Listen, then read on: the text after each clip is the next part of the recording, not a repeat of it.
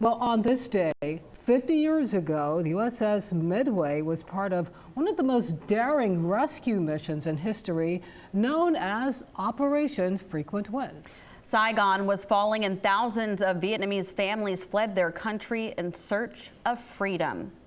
And our Juliet Vera is joining us live from San Diego with one evacuee's courageous story of survival. Good afternoon.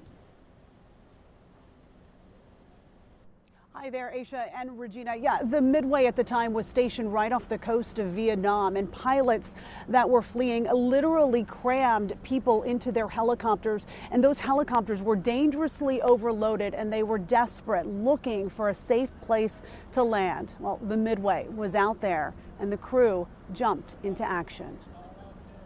Before our interview with Stephanie Ding even begins, tears begin to fall.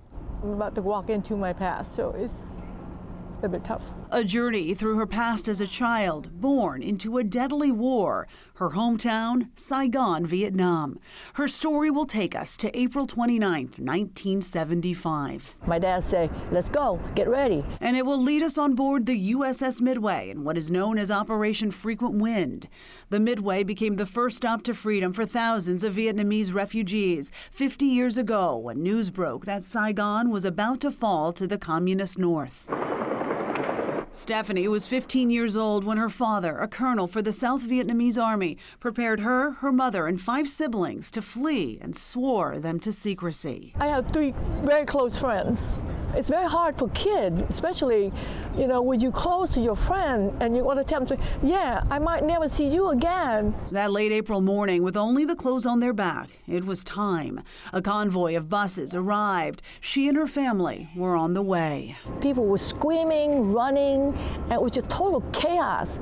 And at one point, I see this woman.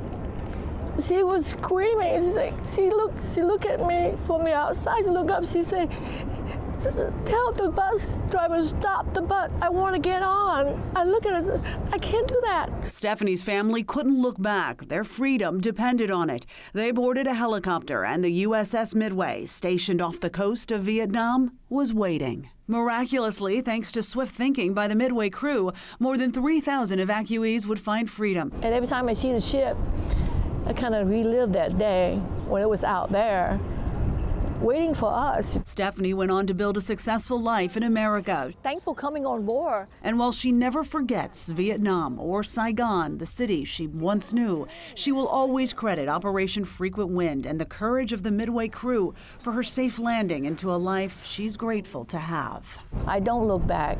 This is my country. I move forward and I repay what they've given me. And it was a short mission, only about a 2-day event, but really one of the most dangerous missions for the Midway because there was so much chaos going on. And by all accounts, it was a miracle there were no deck crashes. Reporting live from the USS Midway Museum in San Diego, I'm Juliet Vera. I'll send it back to you.